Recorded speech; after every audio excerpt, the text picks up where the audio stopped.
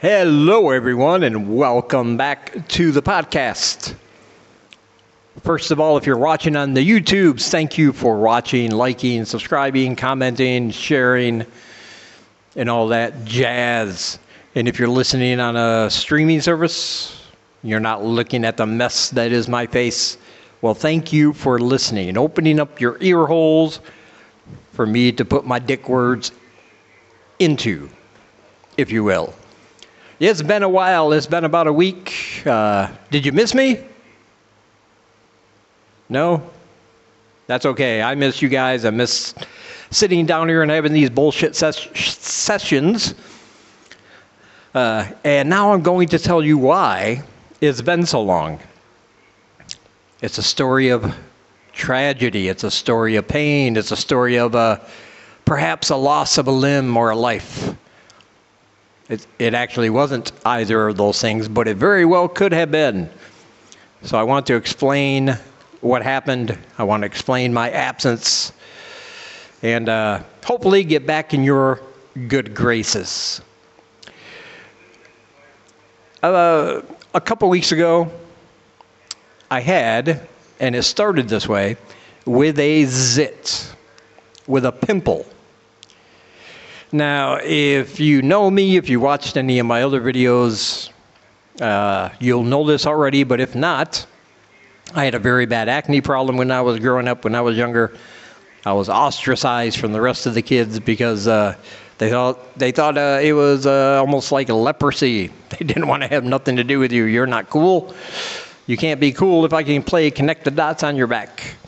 So if there's two things I know in life, it's zits and crushing loneliness. Those are my two fortes, if you will. But this zit, this pimple, happened to pop up in a really weird spot. It's on my left leg, in the front on the shin, about halfway between the knee and the ankle. I know a weird place for a zit, but I don't know what's going through the mind of a zit. I don't know why you decided to pop up there. It's a mystery, one of those unsolved mysteries. Maybe we can get our own Netflix documentary about it. I don't know. But it was just a regular zit. I recognized it because, like I said, I'm an expert. And I waited for it to come to a head, and then I got the pleasure of popping that little white head. And you pop it and you squeeze all the zit juices, things out. And then I put some antiseptic cream on there. Just went about my business thinking, this is over. This ordeal is done. But the problem is, it never actually healed. It never actually started to scab over.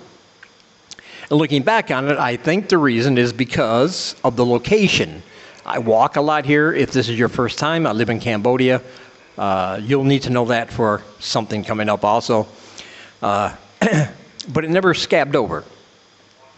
And I noticed after a few days, it started, what I like to call the scab hole, started to get a little bigger, a little wider, started to get a little red. But still, I kept slapping cream on there, thinking I was good. And I think the reason it never scabbed over is because I walk a lot here. I like walking around. It's very hot, very dusty, very dirty, but I like walking around. And that part of the leg, when you're walking, you use all parts of your leg. Your skin contracts, it expands, it, in and out, in and out. And I don't think I ever gave it proper time to heal, to actually scab over. And sometime during the course of the next week or so, I think something got in there. Maybe some dust, maybe some old dirty rainwater. There's a lot of mud around here. Could have splashed up in there. Any number of things. I had a lot of people ask me, are you sure you didn't get bit by a bug? And my answer was, well, of course I did, but not there. I mean, this is Cambodia. You get bit by bugs all the time. There are bugs here the size of your fist that'll just fly up on you like you're nothing. You're constantly swatting them away and hoping that you catch them before they get underneath your clothes. And the mosquitoes here, holy shit, the mosquitoes, Nazis, not Nazis, although they do kind of act like that. The Nazis, the Kentucky ball ticklers, whatever you want to call them, man. The mosquitoes here are very aggressive, but it wasn't anything like that in this case. But then one night, about a week ago, maybe a little bit more, I got really, really sick. And I'm going to describe to you what my sickness was, how I felt, and you are going to recognize it. We've all had it. We've all experienced it. Nothing strange. I was lethargic. I didn't have any energy. And one night I actually went to sleep about 8:30. I had a fever. I wasn't feeling well. You all know the deal. I never go to bed at 8:30, but I was just done. I was like, time to go to sleep this off. And then you have the all night, at some point you're sweating so much you can't stand it. Then other times, even though it's like 80, 90 degrees Fahrenheit here at night, I was actually shivering. I would just get cold and have to get a blanket and cover up, and then I'd get hot again, have to take out the blanket and all that good stuff. But one thing I have to say, I'm going to digress a little bit, is that fever dreams are the best. I think they are the fucking best dreams you can ever have. They're very vivid. They're very in your face, almost like a Salvador Dali painting come to life, and it's going through your head, and you're not quite at that deep part of sleep where it goes away when you wake up, like you remember it, all the vivid images and the weirdness of all the dreams. The only other time you get shit like that is when you're doing hallucinogenics. You're dropping some acid, doing some shrooms, calling yourself religious so you can go out to Joshua Tree and do some peyote in a smokehouse for religious purposes, all that fun stuff. That's about the closest you're going to get without being sick like this. So I kind of enjoyed the dreams. I do have to say that. But it was like that all night, and then the next day I was still tired because I didn't get much sleep. But I noticed that my left leg was really swollen. It was it was puffy. It was kind of big. And when I put any kind of pressure on it, it hurt. And I tried to brush it off that day. I just said, you know what, it'll go down, it'll go away. I didn't think much of it. I didn't put two and two together because I'm an idiot, I'm a moron, I'm a jizz catcher, whatever you want to call me. I get it. But I didn't put the scab hole and this, I didn't put it together in what's left of my mind.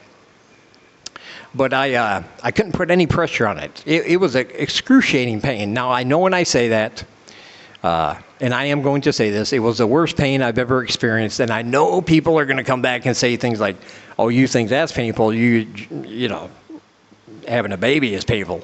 How about passing a kidney stone?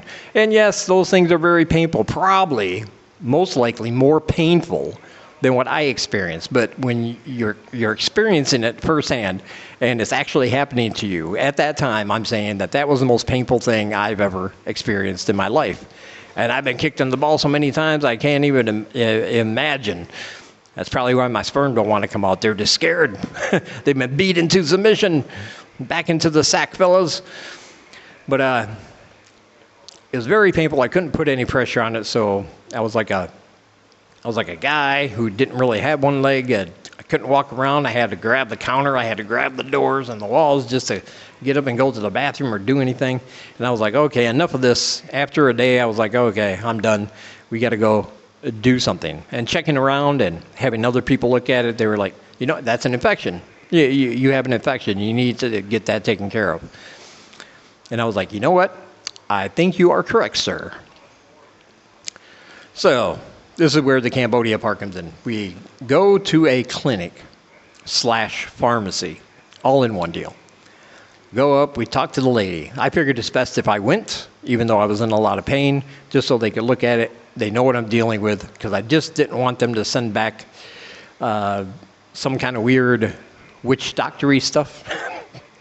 Like, I don't need anybody to send me back some tree bark that was blessed with some dirty holy water and just say, rub that on, it'll be okay. A lot of superstition here, you know.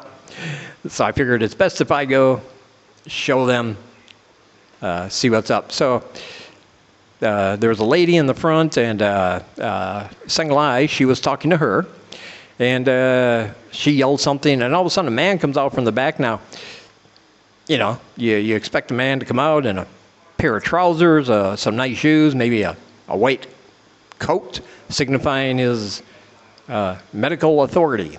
But not here. No. Dude came kind of shuffling out of the back. He didn't have a shirt. He was wearing a towel and flip-flops. I'm not even kidding. That was his whole thing. He gets up by me. He kneels down. His face is right in my shin, right in my leg, real close to my scab hole there.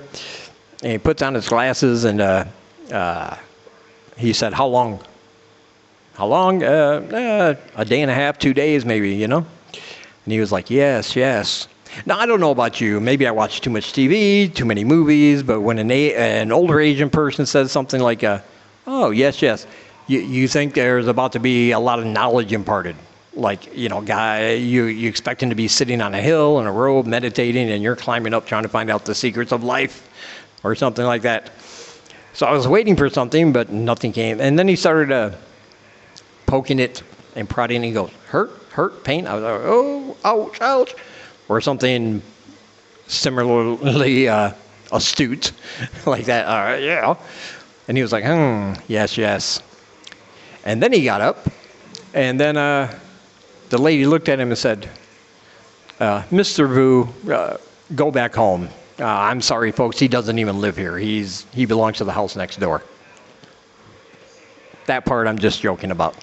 Although I would have laughed, that would have made me laugh. That would have been funny. She didn't say that, though. Kind of wish she would have. But then he gets up and he starts talking in the local language, right?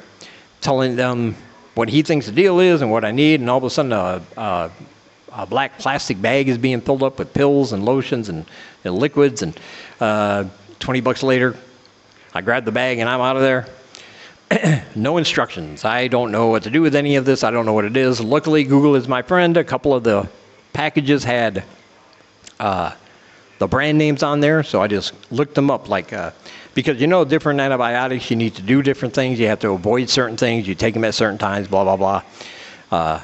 So I looked it up, and the antibiotics they gave me were legit, and I had to take them 3 times a day.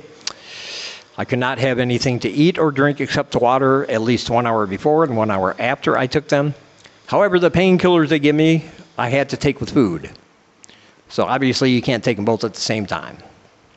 But that's okay. I can get around that. And then there's some loose pills on the bottom. I still don't know what they are. They're still in the bag because it's like as a bonus, we're just going to throw in a handful of these. I don't know what they are. Take them and see what happens. Come back if anything weird goes on, I guess. I really don't know. I don't know what they are, so of course I'm not going to take them. Maybe one day I'll find out.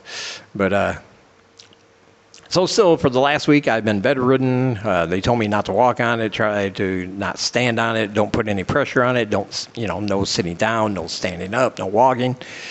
So that's why this video is so late, because I had to take care of that. Now, at one point, I actually started thinking about my own mortality. I thought, for real, I mean, the way it looked, how swollen it was, and how oozy that scab hole was, if you will. I thought, oh man, I really messed up this time. I mean, they're going to lose a leg, or I'm going to get, the poison's going to go into my bloodstream and then go up into what's left of my brain or my heart. And they're just going to find my body, burn it on a pyre.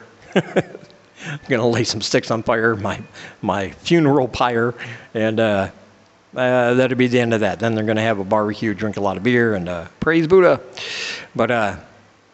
But luckily, the antibiotics did their job. The antiseptic cream they gave me, or the liquid they gave me to keep it clean, worked. And right now I got my little scab hole down there, except it's actually scabbed over. It's got a nice hard shell, and hard for me not to pick it. I mean, I don't know if you're like that, but I had something like that. You just want to pick it off. But hey, I had my close call with death or losing a limb. I don't want to test the gods here. So I'm just going to let that heal underneath, and then it will, of course, fall off naturally once that process is done. But the swelling is completely gone. I have no more pain. But it did take a week of bed rest, me not being able to do anything, which was very boring. Although I did find a new subgenre of porn that I really like for some reason. I'm not going to tell you what it is because it's kind of freaky. But that's my story. That's my deal. That's why I haven't been around. But I wanted to let you guys know that the reason the screen looks like it got a little darker is because my battery light came on. So I got to get the hell out of here before it just shuts off. But anyway, I'll be back to my normal uploading schedule. I got a lot of things to talk about I didn't get to talk about, and now they're old and nobody wants to hear them. But we're back on track. All right, thank you for watching if you're watching. Thank you for listening if you're listening. Check out all my links down below. Send me money. My PayPal's down there. Download a live show app. That link's down there. It's a great free app for comedy. My Twitter's down below. Send me a tweet. Send me a twat. And I'll send one right back to you. And my other channel, my main channel, Dave Does Cambodia, if you want to hear more about my life here, without all the bullshit in between. Even though some people prefer it, some people don't. It's your choice. You're a grown person, make up your own mind. I'm not your dad. All right. Thank you again, and I will talk to you guys in the next one.